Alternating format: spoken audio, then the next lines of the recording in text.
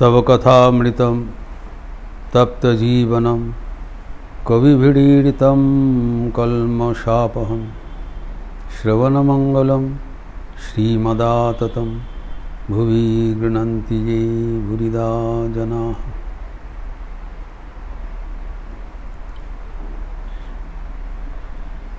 श्री श्री ठाकुर के साथ कोलकाता में नंद बसु का गृह में ठाकुर के अपूर्व सत्प्रसंग हो रहा है, जो कि हमारे आध्यात्मिक जीवन के लिए अतीव महत्वपूर्ण है।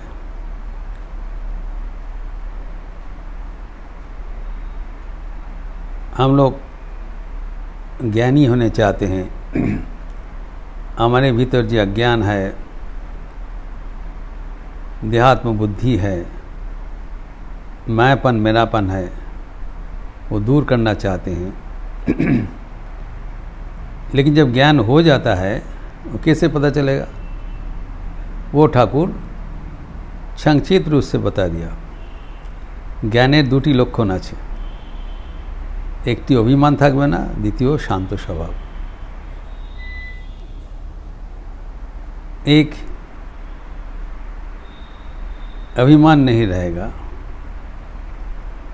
और दूसरा वो शांत हो जाएंगे। और ठाकुर यहाँ पर कह रहे हैं, नंद बसु का दृष्टांत उल्लेख करते हुए, तुम इतने धनी हो, वित्तशाली हो, इतने बड़ा मकान का मालिक हो, इतने बड़े बड़े चित्र आपके घर में रखे हो, तथापि तुम्हारा कोई अभिमान नहीं है एवं तुम शांत स्वभाव हो। ये ईश्वर के अनुग्रह बिना हो नहीं सकता है। ये इम्पोर्टेंट है। अभिमान होना स्वाभाविक है। ठाकुर कहते हैं ऐश्वर्य होने से अभिमान होगा ही। ऐश्वर्य एक प्रकार शराब जैसा है, मद है।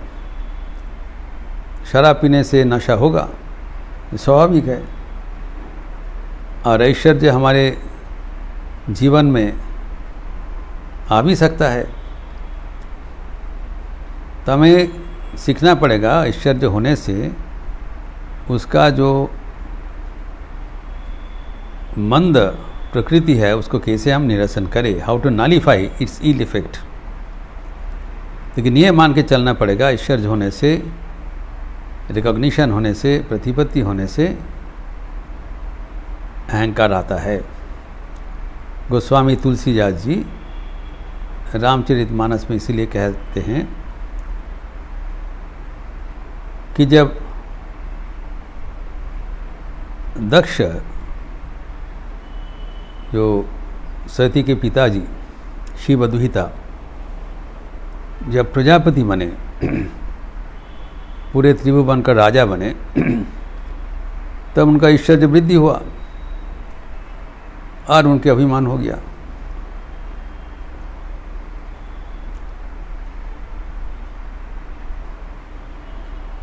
तो रामचरितमानस में कहते हैं गोस्वामी जी, बड़ा अधिकार दक्ष जब पावा, अति अभिमान हृदय का आवा। जब अधिकार प्राप्त हुआ, अति अभिमान आ गया हृदय में, लेकिन उनको तिरस्कार नहीं कर रहे हैं। अभी कहते हैं, नाही को अस जनमा जग माही, प्रभुता पाई जाई मद नाही। जो मद है, मत्तता है, ऐसी कोई अब तक धरती में जन्मा नहीं जिसको प्रभुता पाने से अभिमान अहंकार नहीं आया। तो हम देखते हैं कि सब व्यक्ति अभिमान में, जैसे नंद बसु जैसा, वो मत्त नहीं होते हैं। तो हमें सीखना पड़ेगा कि हमारे जीवन में अभिमान तो आना स्वाभाविक है, वो कैसे हम अतिक्रम करें। इसका दो उपाय हैं।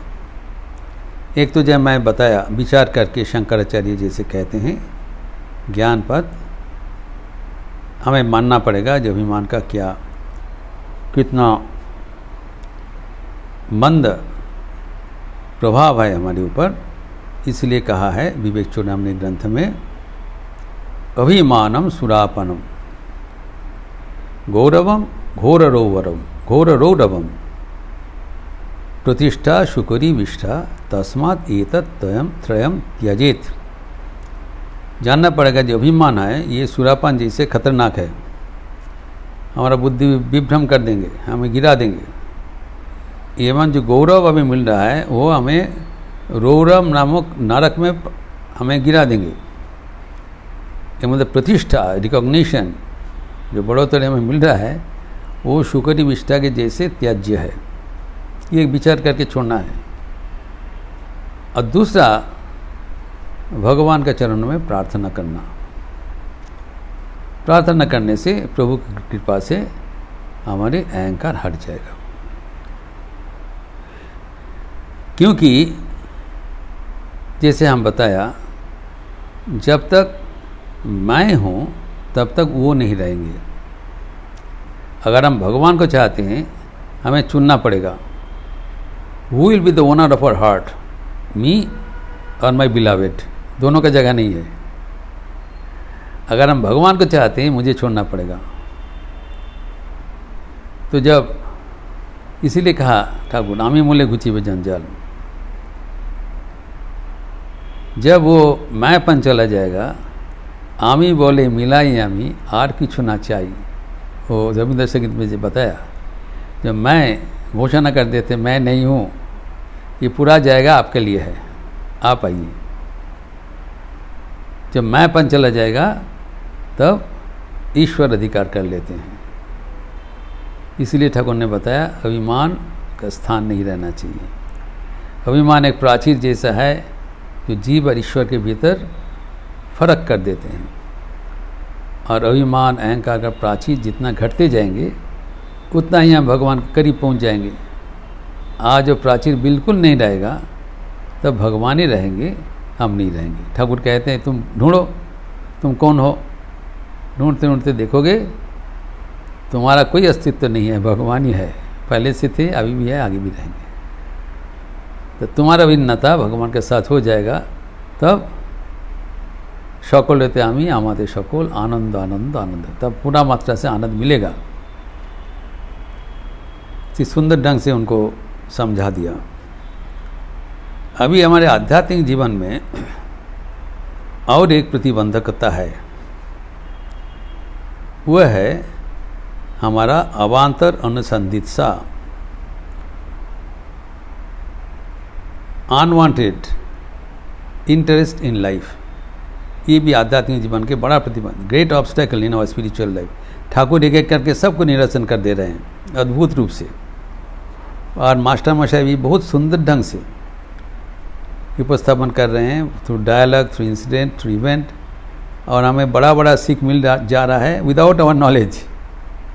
हमें पता नहीं लग रहा है कितना सुंदर वो लेसन्स पढ़ा रहे हैं मास्टर महाशय। मास्टर है, ग्रेट टीचर, अद्भुत। अभी कहते हैं कि पशुपति नंद वसु को भाई एक प्रश्न पूछा ठाकुर को, अच्छा स्पिरिचुअलिज्म, थियोसॉफी, नक्षत्र लोक, चंद्र लोक, सूर्य लोक, ये सब क्या है? ना अब जानते हैं उस समय में एनी बेसन का थियोसॉफिकल सोसाइटी ऑफ इंडिया का बहुत बड़ा प्रचार प्रसार हो रहा था। अभी भी थियोसॉफिकल सोसाइटी है, उनका विभिन्न मतवाद है, वो महात्मा है और विभिन्न फिलोसफी है, और इसका बड़ा प्रसार हुआ था उस समय में। इवन अमेरिका में भी थियोसॉफी का बहुत बड़ा प्रचार प्रसार हुआ था। इसका उल्लेख स्वामी विवेकानंद की कंप्लीट वर्क्स में है। इसके बारे में ठाकुर को पूछा गया। अभी देखिए ठाकुर का क्या उत्तर है। इट इज़ वेरी नेचुरल कि हमारे जो हम चाहते हैं कि कुछ जनरल नॉलेज होना चाहिए, सबके बारे में जानना चाहिए, तो जब कुछ खबर आता है तो you become very much interested, inquisitive, क्या है नहीं है, नाना प्रकार का मैसेज आता है। और आज के ज़माने में तो गूगल का कृपा से इसका कोई शेष नहीं है। तब ऐसे एक प्रश्न पूछा गया खुद श्री रामकृष्ण को, और श्री रामकृष्ण कहते हैं अरे भाई इस सब से हमें कुछ पता नहीं, ये संपर्क आम किसी जानी ना। तब वो डिस्करेज कर रहे हैं। ये सब जानने का ज़रूरत क्या है? तुम आम खाने के लिए आए हो, आम खाते रहो पेट भर के, लेकिन बगीचा में कितने लाख डालियाँ है, कितने हज़ार पेड़ है, कितने किस्म का पेड़ है, और पेड़ का जो विन्यास एरेज किस प्रकार के लगाया है, कौन लाइन में किस किस्म का पेड़ दिया है, ये तो इतना हिसाब किताब करने का क्या ज़रूरत है? You have to determine the purpose of your life, which is most important. यही हमारे आध्यात्मिक जीवन का दिशा है। Or else we go astray, and that is very very common among the intellectual class of people. They have met all the basic necessities of life. They are interested to know God, but their attention is diverted in all these unnecessary queries. जो यहाँ पर कहा गया है, जो आम का पेड़ के बारे में, इसमें ठाकुर की एक प्रसिद्ध कहानी है जो हम सब जानते हैं। ये दो बंधु एक आम का बगीचा में गए थे और उनकी इच्छा था इस बगीचे में अनेक प्रकार का अच्छा आम का पेड़ है, उन लोग किसी प्रकार से भीतर में प्रवेश करके और इच्छा अनुसार जितना हो सके वो आम खाकर अपना जो आम का खाने का आनंद मिटाएंगे, पेट भर के आम खा लेंगे। तो आम का बगीचा में किसी हालत से प्रवेश किया। प्रवेश करके उन लोग आश्चर्य होकर देख रहे हैं कि कितने किस्म का आम का पेड़ है, अनेक वैरायटी। कहाँ पर दशहरी है, कहाँ पर चौसा है, कहाँ पर लंगड़ा है, कहाँ पर आम्रपाली है, विभिन्न प्रकार का साइज़ है और उसका रंग भी अलग अलग है और लगाने का तरीका भी अलग है। तो उसमें से एक व्यक्ति आश्चर्य होकर आम का पेड़ देखने लगा और एक कागज़ पेंसिल लेकर वो जोड़ने लगा। ये बगीचा के बारे में detail data he started collecting, कितने पेड़ है, कितने ये है, कितना डाल है, इतना। दूसरा व्यक्ति जो है वो बड़ा बुद्धिमान था। उन्होंने सोचा कि हम लोग ये आम का बगीचा में आए हैं मुख्यतः आम खाने के लिए, तो पहले आम खाया जाए, खाने के बाद अगर समय मिलेगा तो दूसरा कुछ हिसाब किताब करें। तो आपने मन से वो आम उठाने लगा, अच्छा आम वो उठाने लगा और खाने लगा, पेट भर के खाने लगा। और दूसरा व्यक्ति कोई भी आम नहीं मिला, खाने की इच्छा भी नहीं हुआ, उसकी रुचि बदल गया। He was confused. इतना पेट देखते हुए उनका अटेंशन डाइवर्ट हो गया और हिसाब किताब जोड़ना चालू कर दिया। और करते करते नाना प्रकार के हिसाब जब लेके जब शाम हो गया तो बागान का माली आके बोला कि अभी बगीचा बंद करने का समय हो गया, आप लोग कृपया अभी प्रस्थान करें, दूसरा कुछ दिन आएंगे, आज भर इतना ही है। तब तक देखा जो दूसरा जो व्यक्ति था वो आम खाकर पेट भर के आम खाकर वो सो रहा है, निद्रा में जा रहा है, वो एकदम निश्चिंत हो गए, उनका समाधान हो गया। दूसरा व्यक्ति तब तक एक भी आम नहीं खाया और दुखी होकर वो बागीचा छोड़ के जाना पड़ा। तो उसका भी उठाया, दोनों चले गए। तो ऐसे ही हमारे जीवन में होते हैं। हम लोग ईश्वर के आनंद उठाने के लिए इस धन्यति में आए हैं और अवसर मिलने पर उसको हम दरकिनार कर देते हैं, करके अन्य नाना प्रकार अवांछित अनावश्यक विषय में मन को लगा देते हैं। इससे इंटेलेक्चुअल जिम्नेशियम, इन इंटेलेक्चुअल पेस्टाइम हमारा बुद्धि हमें विभ्रमित कर देते हैं। तब हम ईश्वर के छोड़ के नाना प्रकार दूसरा जो विषय है जिस यहाँ पर उल्लेखित हुआ है, स्पिरिचुअलिज्म, थियोसॉफी, विभिन्न प्रकार के लोग, चतुर्दश भुवन और नक्षत्र लोग, ये सब इंटरनेट में हर वक्त आते रहते हैं और हम लोग बड़ा रुचि से वो सब देखते हैं एवं स्वभावतः अवश्यम भावी, रिसीव एंड फॉरवर्ड, सबको बताते रहते हैं। ये सोचती हैं हमारा पवित्र कर्तव्य है ये सब चीज़ सबको अवहित करना। But it's a tragedy, we forget the ultimate goal of life. तो ठाकुर इसी के ऊपर हमारा दृष्टि आकर्षण कर रहे हैं एवं इस प्रसंग आगे भी बढ़ाएंगे, जो कि अत्यंत हमारे जीवन के लिए महत्वपूर्ण है।